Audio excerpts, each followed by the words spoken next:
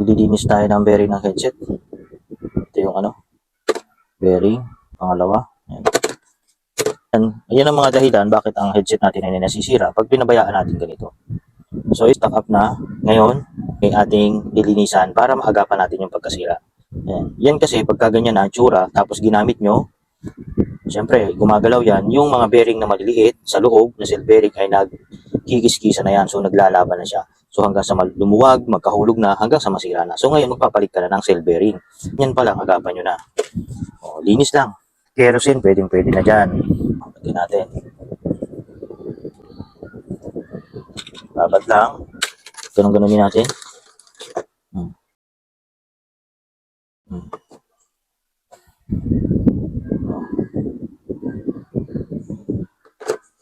Ganun din to. Yan kasi ay hindi naiikot dahil yan ay nakaano na ang mga kalawang. Nawala na yung grasa, natuyot na kasi nababasa siya eh. Ang mahirap pa niyan yung nalubog sa baha. Pag ang bearing nyo sira na, ginamit nyo pa rin, sige lang kasi pwede pa. Kumakalog-kalog siya. Ang sunod na sisirain nun, thread na ng inyong fork or yung inyong frame. So pag pinagawa ninyo, palit lahat. Nakatipid kayo sa ilang araw, yung pala ibubuhos ng bigla sa inyong gastos pagka hindi nyo na magamit. Yan, gamitan natin ng steel brush. Yan o. Nakita nyo yung forma nyo kanina.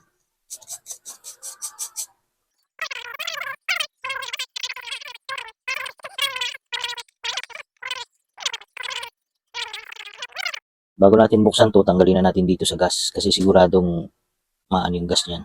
Dudumi kaagad. So ayan, pati gas, tinuturuan ko kayo paano magtipid. So susungkitin na natin yan dahil siguradong puno ng kalawang yan. Okay. So ayan o. Diba?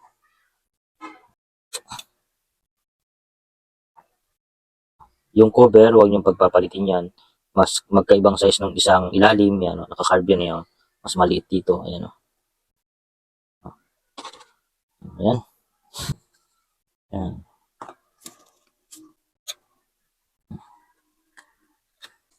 Huwag, ingatan yung matupian ha. Pag natupian, mahirap ibalik. Hindi mo na may babalik na maayos. Ayan o, kita niyo yan.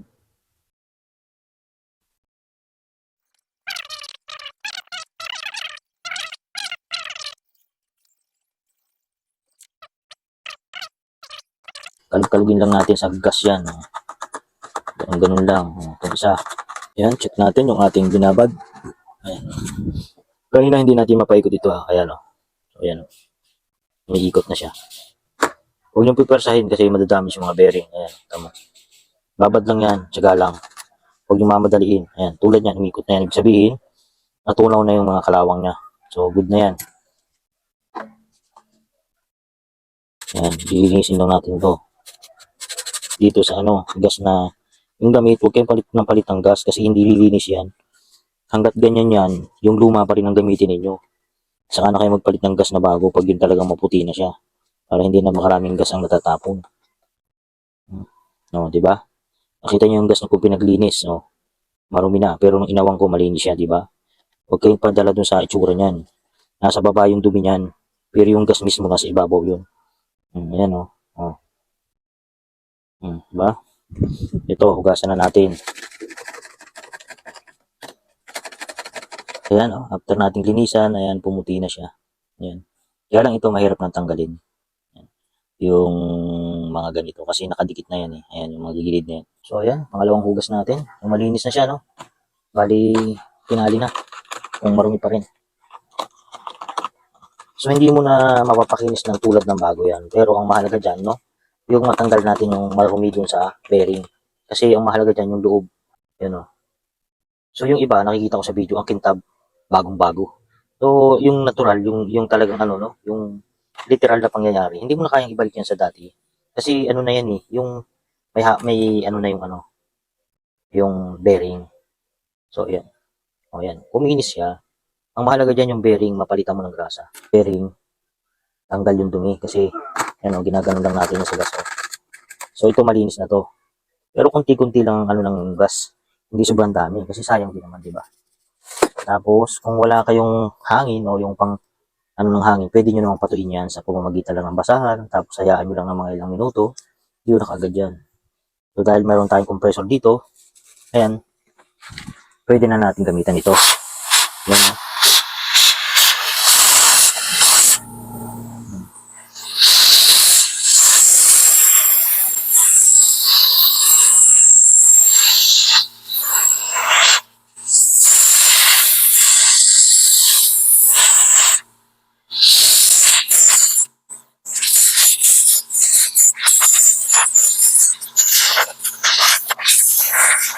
Kahit kayo mag linis.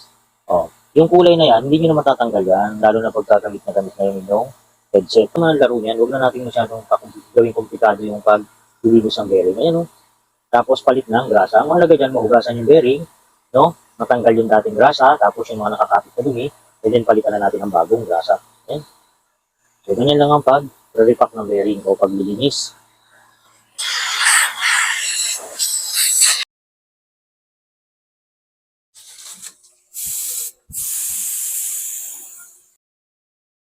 Ayan, pagkatapos nating linisan at ma-clear na natin lahat ng dumi, lalagyan naman natin ng grasa.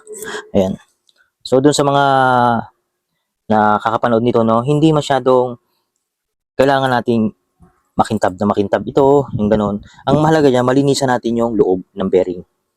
Tapos, mapalitan natin ng panibagong grasa and then matanggal yung mga dumi na humalo, tas tubig. Yun ang napakahalaga dyan para hindi masira ang ating headset bearing. So, ayan, lagyan na natin ng grasa. Ayan, pag naglalagay ako ng grasa, ayan, kinakamay ko lang yan. Hindi ko na ginagamitan ng mga magic na tools kasi mas gusto ko yung gamit ng kamay. Yun nga lang, medyo marumi, pero okay na yun. At least talagang nagawa natin ng maayos at okay lang naman marumihan ka ng grasa eh. Kasi talagang hindi maiwasan yan, mekaniko ka eh. Ayaw ko din nung nag-gloves, yung mga gloves. Wala. Ano lang yan. Yung realidad talaga, yung totoo, hindi ka talaga nag-gloves sa ganito. Iyan ang totoo niyan. Iba kasi yung hawak ng kamay kung naniniwala ka. Iba yung ano ng kamay, touch ng kamay. Ramdam mo yan eh. So yan. Punuin lang natin. Naku, pag nilagay natin yung cover ng ano niya, ng bearing, lalabas naman yung mga sobra dyan eh. So kailangan matulak yan sa loob. Oh, yan oh. Puno na. Ayan. Ilagay na natin yung cover. So huwag kayong magkakamali, no? Hindi parehas ang laki ng cover ng bearing. Ito yung mas malaki sa taas yan. Dito yung mas maliit, yung nakita nyo medyo naka-carve yung ano. Ayan. Kaya lang hirap hanapin ng maliit at malaki dito. Ito, maliit ito. Lagay lang natin to. Yan, itulak na naka-gloves kaya no. Iba pa rin talaga yung kamay ang gumagawa. Ayan. Yung mga nakikita nyo naka-gloves sa video, baka ano lang yun para lang maganda yung video ba. Punasan na natin. Okay. 1-0. Kita ko sa inyo. Oh. Oh, diba? Ikutin natin. Uy, wala nang kaingay-ingay oh. So, ikutin natin para yung mga grasa sa loob is maglaro at malagyan yung mga bearing sa loob. Ganun lang yun. Bagong-bago ulit. So, naramdaman nyo na may agit-it na, kalasin nyo na. Diba? Ganun lang naman yan eh. Kung nararamdaman nyo tumutunog yung bearing, kalasin nyo na. Tapos, i-repack nyo na. Ibig sabihin, pag yan may tunog na, yun na yung sign na kailangan nyo nang i-repack yung bearing. Kahit isang buwan pa lang yan. Eh, paano kung isang buwan pa lang? Bagong-bago, sasabihin mo bagong-bago pa lang yan eh. Eh, paano kung napasagasa ka naman sa agad sa baha o bagyo? Eh, depende kasi sa pangyayari ang pagkasira ng mga bearing. Hindi porki bago eh, dapat 1 taon, 2 taon tatagal. Hindi. Depende yan sa mga panahon na yung sinasagasa.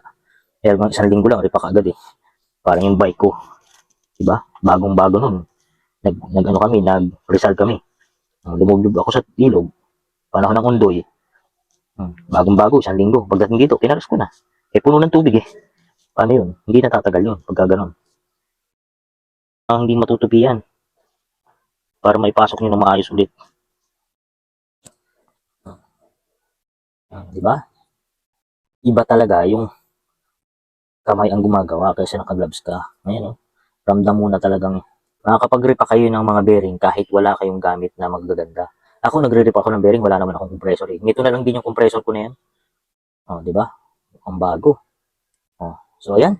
So, sana na tulungan ko kayo, no, sa mga pagre-repack or ano. Ang tips ko sa inyo, no, kung kayo sa bike ninyo nakarinig kayo ng tunog o agit-git ng headset, sa butong bracket, sa hub, baklasin nyo na kaagad. Huwag nyo nang patagalin ng isang linggo bago pa lumala para ma-survive nyo yung bearing. Sabihin, kailangan ng ma-repack or malinisan nyo.